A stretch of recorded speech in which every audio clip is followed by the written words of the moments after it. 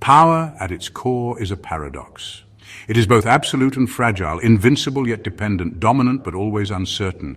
And nowhere is this paradox clearer than in the world we live in today. Oligarchs, the small, wealthy elite who control economies, governments, and information, appear to hold unshakable power.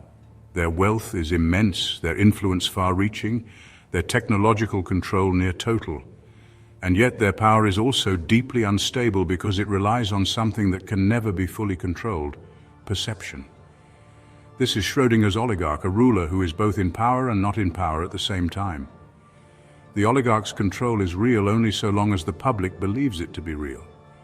The moment that belief wavers, the moment enough people stop acquiescing to the system, the power structure collapses.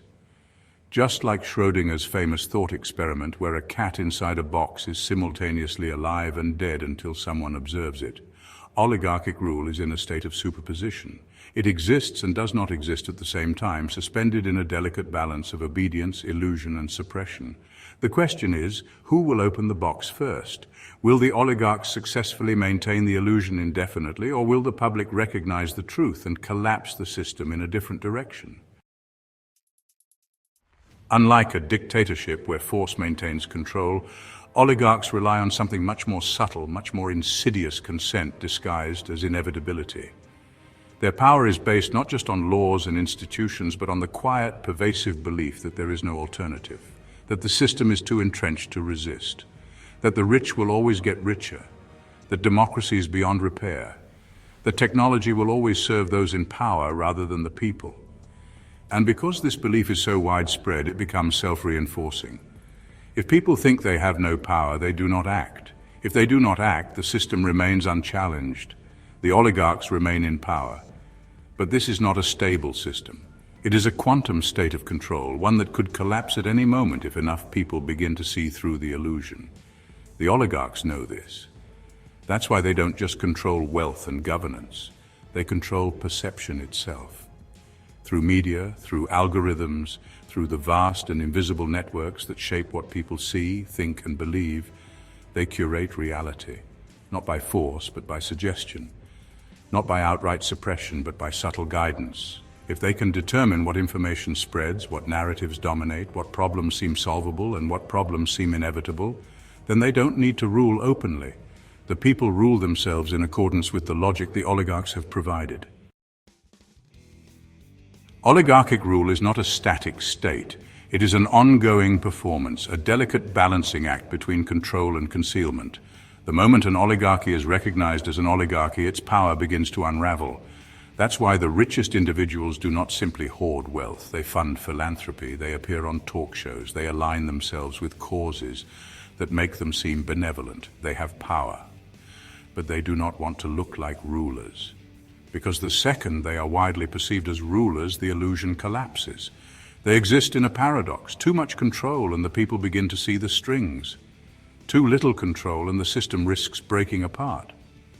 They are always at risk of exposure, always walking the fine line between stability and collapse. Because their power is real only so long as people believe in it. The moment people stop believing, the system enters a superposition. At any given moment, the oligarch is both ruling and overthrown, their control both absolute and on the verge of total failure. This is the Schrödinger's cat problem of modern power, and we are the observers. The act of seeing, of recognizing the illusion, of understanding the nature of the system, is what determines its fate. If enough people continue to accept the system, then the wave function collapses in favor of the oligarchs. Their power remains intact. But if enough people recognize the truth, if they begin to question the inevitability of the system, then the wave function collapses in a different direction. And that is where chaos, disruption, and transformation begin. Every oligarchy, every empire, every system of power throughout history has existed in this paradox. At their peak, they seem unshakable. But the moment belief in their inevitability falters, they collapse, often suddenly, often in ways no one predicted. We don't know when this moment will come. It could be triggered by economic collapse, by technological disruptions that escape oligarchic control, by mass movements that refuse to accept the limits imposed on them. Or it could come through something much quieter, a slow but steady unraveling of the illusion, a growing awareness that what seemed inevitable was never truly unbreakable to begin with. The oligarchs fear this moment more than anything. That's why they invest so much in controlling the narrative, in shaping reality, in ensuring that even when people feel dissatisfied, they do not feel capable of changing the system. Their goal is to keep the box closed, to prevent the public from ever truly observing the paradox, to ensure that the superposition remains unchallenged. But no box stays closed forever. No illusion lasts indefinitely. And once the observation is made, once enough people see through the constructed reality, the wave collapses. Schrödinger's oligarch is both ruling and not ruling. Their power exists and does not exist. And we, the observers, are the ones who decide which way the wave collapses. The future is not yet written.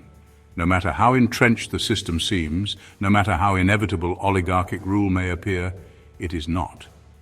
Because power at its core is an act of perception, and the act of perceiving, of understanding, of recognizing, of refusing to accept the limits imposed upon us, is the first step in breaking the illusion. The oligarch's greatest fear is not protest, it is not revolution, it is not even rebellion. Their greatest fear is that people will look at the system and simply stop believing in it, that they will recognize that power is not an immovable force, but a delicate illusion sustained only by consent and perception, that the box will open and the illusion will collapse before their eyes. So the question is not whether oligarchy will endure, the question is who will open the box first, them or us.